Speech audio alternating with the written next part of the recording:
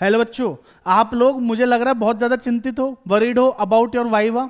तो देखिए, सबसे पहले आप मेरी बात बहुत ध्यान से सुन लीजिए। वाइवा के लिए कोई ज्यादा घबराने की जरूरत नहीं है। अगर आप लोगों ने ये टॉपिक्स कर लिए ना, तो समझो आप वाइवा के हर एक क्वेश्चन का जवाब आसानी से दे सकते हो। ज्यादातर एग्जामिनर वाइवा के क्वेश्चन इन टॉपिक से ही पूछते हैं, ठीक है। तो मैंने आपके लिए यहाँ पे फटाफट से आपको बताने आया हूँ कि कौन कौन से इंपॉर्टेंट टॉपिक्स है हमारे किसके लिए, वाइवा के लिए, ठीक है जी। तो चलिए फटाफट से चलते हैं अपनी वीडियो पर। बच्चों, चैनल पर नए हो तो चैनल को फटाफट से सब्सक्राइब कर लीजिए, वीडियो को लाइक कर देना, अपने दोस्तों के साथ शेयर कर देना जिनका वाइवा आने वाला है, ठीक है ना। वाइवा 1-2 दिन में ही है, कल मकर संक्रांति की छुट्टी है, तो फटाफट इसलिए आज ही पढ़ लो, ठीक है। मैं बताऊंगा कहां से पढ़ना है, कैसे पढ़ना है। चलिए फटाफट पहले देखते हैं कौन कौन से वो टॉपिक हैं जो बहुत जरूरी हैं आपके वाइवा के लिए, ठीक है जी। आइए देखिए, सबसे पहले हम बात करते हैं किसकी। बच्चों, आपने पार्टनरशिप का बेसिक्स नहीं छोड़ना है बिल्कुल भी। पार्टनरशिप बेसिक्स में मतलब पार्टनरशिप क्या है, उसके फीचर्स मतलब आपको पता होना चाहिए। पूछ ले, बताओ 2 फीचर बताओ कोई पार्टनरशिप के, ठीक है। उसके बाद पार्टनरशिप अगर एब्सेंट है, डीड नहीं है, तो डीड के नहीं है तो उस केस में आपका जो प्रॉफिट शेयरिंग रेशियो क्या रहेगा जी। कुछ भी पूछता है ना, नॉर्मली आपको एग्जामिनर ज्यादातर यही चीजें पूछेगा कि अगर डीड नहीं है तो बताइए प्रॉफिट शेयरिंग रेशियो क्या रहेगा, आप बता दोगे सर इक्वल ही रहता है। इंटरेस्ट ऑन ड्रॉइंग कितना होगा, interest on loan 6% per annum, भूलना मत, पता है ना आपको, ये सारे क्वेश्चन याद रखना, ठीक है। उसके बाद individually known as partner, collectively known as firm हमने बात करी थी ना, तो वही। तो इसमें बेसिक्स जो है सिर्फ, इससे ज्यादा नहीं है, डीड तक ही तो बेसिक्स है। तो ये सारी चीजें आपको पता होनी चाहिए, ठीक है जी। दूसरे नंबर पे बच्चों, कंसेप्ट नॉलेज ऑफ रिकॉन्स्टिट्यूशन। देखिए, रिकॉन्स्टिट्यूशन से ज्यादा वैसे नहीं पूछेगा, बट कोई एग्जामिनर आपका बिग टेस्ट लेना है, वाइवा मतलब आपकी बोर्ड के लिए कितनी तैयारी है, उसके बेस पे हम इंटरनल मार्क्स आपको जो दे रहे हैं वही तो है। तो यहाँ पे एग्जामिनर आपसे पूछ सकता है, अच्छा बच्चों बताइए, रिवोल्यूशन अकाउंट बढ़ता है, रिवोल्यूशन अकाउंट जब बनाते हैं तो ये बताओ इंक्रीज इन एसेट कहां पे जाएगा। अगर अकाउंट पूछा तो आपको पता है क्रेडिट साइड में जाएगा, ठीक है। जनरल एंट्री क्या होगी, asset machinery increase by 5000, entry बताइए। तो सब मशीनरी एसेट है, बढ़ेगी तो क्या करेंगे, डेबिट टू रिवैल्यूएशन। तो इस प्रकार के क्वेश्चन। अच्छा, अगर बताइए जनरल रिजर्व दे रखा है आपकी बैलेंस शीट में, तो उसको डिस्ट्रीब्यूट करते हैं हम। पार्टनरशिप में क्या करते हैं, उसका ट्रीटमेंट पूछ लेगा आपसे, तो डिस्ट्रीब्यूट करते हैं जी। घबराना मत बिल्कुल भी, है ना। तैयारी होगी तो घबराओगे नहीं, कुछ नहीं पढ़ा होगा तो घबराओगे, है ना। तो जनरल रिजर्व का ट्रीटमेंट क्या है सर, डिस्ट्रीब्यूट करेंगे किस में, ओल्ड रेशियो ओल्ड पार्टनर में। बात समझ में आई। अब जैसे आपने कहा ओल्ड रेशियो ओल्ड पार्टनर, तो एग्जाम में सामने से क्रॉस क्वेश्चन, ओल्ड रेशियो में करते हैं, अपनी बात पे अड़िग रहना, ठीक है ना, घबराना मत। ओल्ड रेशियो ओल्ड पार्टनर में ही करते हैं, ठीक है। अब यहां पे एक सवाल और बन जाएगा, अच्छा अगर पार्ट क्वेश्चन डिस्ट्रीब्यूट करने के लिए मना कर दे तो क्या करेंगे जी। तो भैया उस केस में हम गेनिंग सैक्रिफाइसिंग रेशियो में डिस्ट्रीब्यूट करते हैं। Gaining partner to sacrificing partner entry होती है। सुन लो, मैं आंसर भी बता रहा हूं, क्वेश्चन भी बता रहा हूं, ठीक है ना, इसलिए। अच्छा, और क्या हो सकता है कंसेप्ट नॉलेज ऑफ रिकॉन्स्टिट्यूशन में, और क्या सवाल बन सकता है आपका, ये हो गया बेटा। वर्कमैन कंपनसेशन रिजर्व दे रखा है 1 लाख का, क्लेम है 40,000 का, बताइए ट्रीटमेंट। सर रिजर्व 1 लाख का है, क्लेम 40,000 का है, तो 60,000 को बांट देंगे। एंट्री क्या हो जाएगी, वर्कमैन कंपनसेशन रिजर्व को खत्म करने के लिए डेबिट कर देंगे 1 लाख से, क्लेम 40,000 को क्रेडिट कर देंगे, बचे हुए 60,000 को ओल्ड पार्टनर्स में ओल्ड रेशियो में बांट देंगे। यही तो ट्रीटमेंट है, और तो कुछ नहीं है ना जी, ठीक है। तो इसका कंसेप्ट नॉलेज आपको पता होना चाहिए, ठीक है। अच्छा, डिसोल्यूशन की नॉलेज भी आपको होनी चाहिए।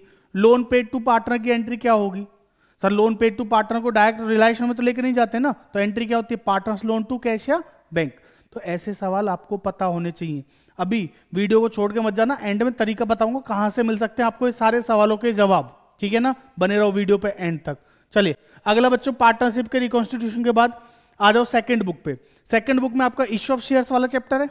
इश्यू ऑफ शेयर्स है ना, तो इश्यू ऑफ शेयर्स में आपने जो स्टार्टिंग में पढ़ा था ना, फीचर्स क्या है उसके, प्लास्टिक है ना, perpetual succession, limited liability, separate legal entity, transferability of shares, है ना जी, incorporated association in common seal और capacity to sue and to be sued. नहीं समझ में आया, बताऊंगा सुनो। तो बेटा इसके फीचर्स जो हैं वो पढ़ लो। शेयर्स कितने होते हैं, 2, equity share, preference share, company कितने प्रकार की होती है, 3। तो ये सारी चीजें आपको पढ़नी है, ठीक है। कहां से पढ़नी है अभी बताऊंगा, घबराओ मत, ठीक है। अच्छा, ये बहुत जरूरी है, uses of security premium, exam के लिए तो है जरूरी, वाइवा में पूछ ले, बताओ सिक्योरिटी प्रीमियम को कहां कहां यूज करते हैं, 5 जगह यूज करते हैं। सर बताई नहीं आपने, अभी बता देता हूं, फिर से सुन लो। पहला बेटा, to issue fully paid bonus share, पहला to issue fully paid bonus share. दूसरा, to write off preliminary expenses, to write off preliminary expenses. तीसरा, to write off discount commission brokerage etcetera on debentures and shares, ठीक है जी। चौथा, to provide on premium on redemption of debenture, to provide premium on redemption of debentures, ठीक है जी। और last, to buyback of equity share, इसको मत भूलना। डिबेंचर्स की थ्योरी, सर डिबेंचर्स में थ्योरी कहाँ थी, है ना, बुक से पढ़ लेना थोड़ी बहुत। डिवेंचर्स कितने होते हैं, क्यूमुलेटिव, नॉन क्यूमुलेटिव, रिडीमेबल, इनरिडीमेबल, ऐसे करके आप डिवेंचर्स को पढ़ लेना, वहां पे थ्योरी पढ़ लेना इसकी, ठीक है जी।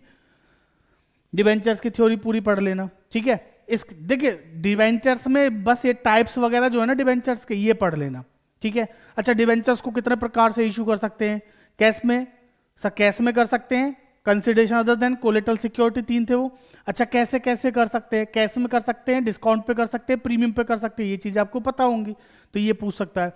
अच्छा, रिडीम कितने तरीके से कर सकते हैं, 2 तरीके से, एट पार, एट प्रीमियम, 2 ही तो थे, ठीक है जी। तो बस यही है, आ जाओ नेक्स्ट। बेटा ये जो 2 बुक थी ना, पहली और दूसरी वाली, ये चांसेस कम है कि आपसे एग्जामिनर पूछे, तो बट आपको पढ़ के रहना है, अगर पूछ लिया तो घबराना नहीं है ना जी, बताना है, समझ में आ रही है बात। लेकिन थर्ड बुक के तो ये जो टॉपिक्स है ना, ये तो सबसे इंपॉर्टेंट टॉपिक है बच्चों, सबसे पहले इनको ही कर लेना अच्छे से तैयार। मेजर हेड, सब हेड, बैलेंस शीट के मेजर हेड, सब हेड, चिल्ला चिल्ला के बता चुका हूं, शॉर्ट्स वीडियोस में भी डाल चुका हूं, फुल वीडियो भी बना चुका हूं, पर आप लोगों की मानते ही नहीं। भाई पढ़ लो, मेजर हेड, सब हेड सबसे ज्यादा पूछे जाएंगे, और अकाउंटिंग रेशियो के फॉर्मूले, ठीक है ना। तो इनको तो आप गलती से मत छोड़ देना। तीसरे नंबर पे लिखा है बच्चों कैश फ्लो के बेसिक्स। कैश फ्लो के बेसिक्स मतलब इनफ्लो क्या है, आउटफ्लो क्या है, कोई पॉइंट बोल देगा, जैसे मशीनरी परचेज, तो इसमें बताओ बच्चों इनफ्लो आउटफ्लो, सब मशीनरी खरीदी तो पैसा गया, आउटफ्लो है, ठीक है नहीं।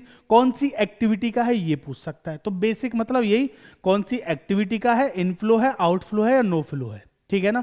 तो मैंने वो आपको 15-20 आइटम कराई भी थी, बस समझ में आ रही।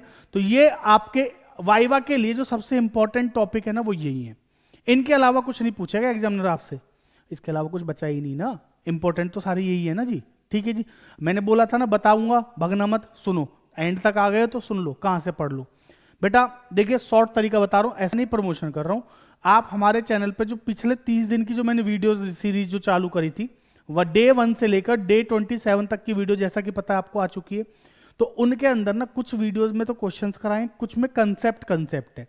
तो अगर आप सारी वीडियोस डे 27 तक कंसेप्ट सारा हो चुका है, बस कैश फ्लो के 3-4 क्वेश्चन बचे, 3 सीरीज जो बची है, 3 वीडियो, उनमें सिर्फ कैश फ्लो के क्वेश्चन होने हैं 28, 29 और 30 में, ठीक है।